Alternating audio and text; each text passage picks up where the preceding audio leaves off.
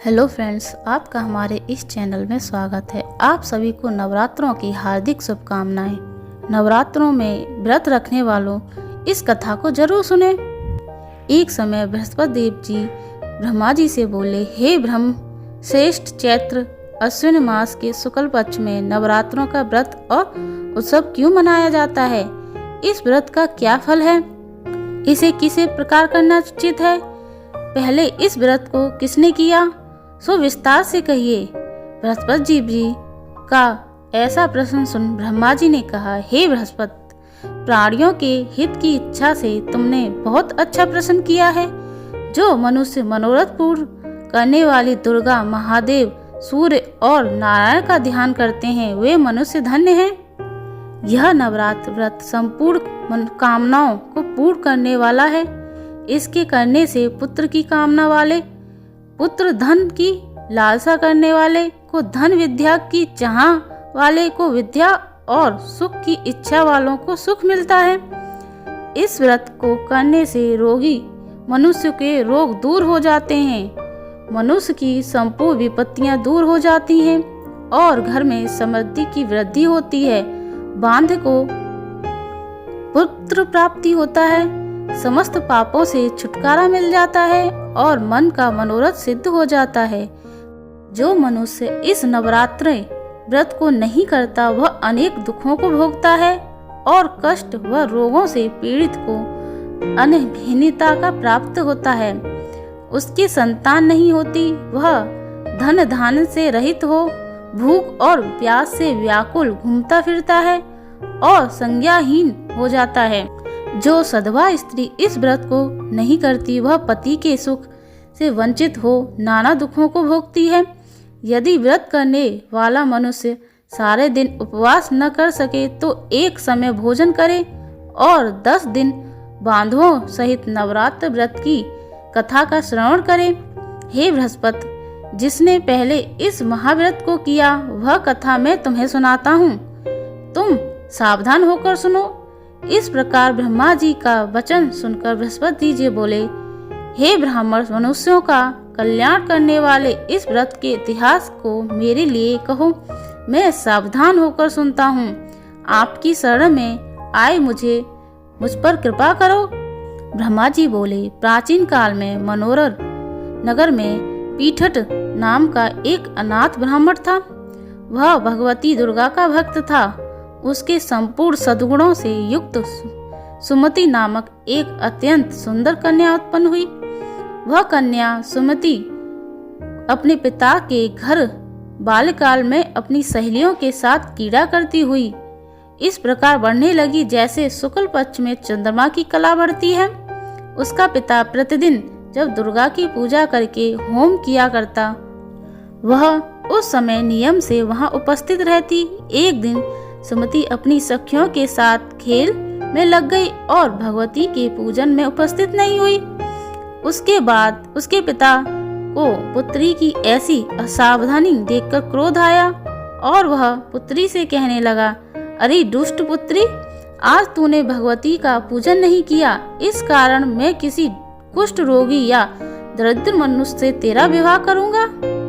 पिता का ऐसा वचन सुन सुमति को बड़ा दुख हुआ और पिता से कहने लगी, हे पिता, मैं आपकी कन्या हूँ तथा सब तरह आपके अधीन हूँ। जैसी आपकी इच्छा हो वैसा ही करूँ। राजा ने कुष्ठी दरिद्र से अथवा उसके साथ चारों मेरा विवाह कर दो और होगा वही जो भाग्य में लिखा है। मेरा तो अटल विश्वास है, जो जैसा करता है उसको कर्मों के अनुसार वैसा ही फल प्राप्त होता है, क्योंकि कर्म करना मनुष्य के अधीन है पर फल देना ईश्वर के अधीन है। इस प्रकार कन्या की निर्भयता से कहे हुए वचन सुन ब्राह्मण ने क्रोधित हो अपनी कन्या का विवाह एक कुष्ठ रोगी के साथ कर दिया और अत्यंत क्रोधित हो पुत्री से कहने लगा, हे पुत्री, अपने कर्म का फल भोगो। देखे भाग्य के भरोसे रहकर क्या करती हो। पिता के ऐसे कुष्ठ वचनों को सुन सुमति मन में विचार करने लगी, ओहो, मेरा बड़ा दुर्भाग्य है जिससे मुझे ऐसा पति मिला।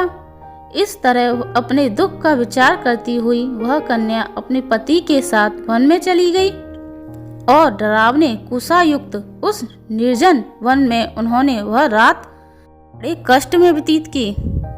उस गरीब बालिका की ऐसी दशा देख देवी भगवती ने पूर्व पुण्य के प्रभाव से प्रकट हो सुमति से कहा, हे दीन ब्राह्मणी, मैं तुझसे प्रसन्न हूँ, तुम जो चाहो सो वर मांग लो। भगवती दुर्गा का यह वचन सुन ब्राह्मणी ने कहा, आप कौन हैं? वह सब मुझसे कहो। ब्राह्मणी का ऐसा वचन सुन देवी ने कहा, मैं आसक्ति भगवती हूँ और मैं ही ब्रह्म विद्या और वह सरस्वती हूँ। प्रसन्न होने पर प्राणियों को दुख दूर कर उनको सुख प्रदान करती हूँ। हे ब्राह्मणी, मैं तुझ पर तेरे पूर्व जन्म के पुण्य के प्रभाव से प्रसन्न हूँ। तुम्हारे पूर्व जन्म का संसावत सुनाती हूँ, सुनो।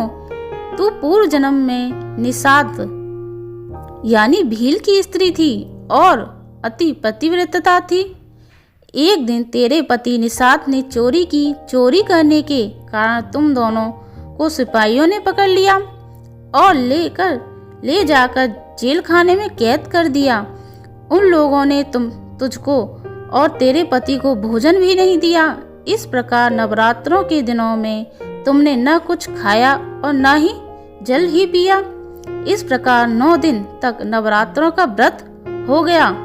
हे ब्राह्मणी, उन दिनों में जो व्रत हुआ, इस व्रत के प्रभाव से प्रसन्न होकर मैं तुझे मनोवांछित वर देती हूँ। तुम्हारी जो इच्छा हो सो मांग लो। इस प्रकार दुर्गा के वचन सुन ब्राह्मणी बोली, अगर आप मुझ पर प्रसन्न हैं तो हे दुर्गे, मैं आपको प्रणाम करती हूँ।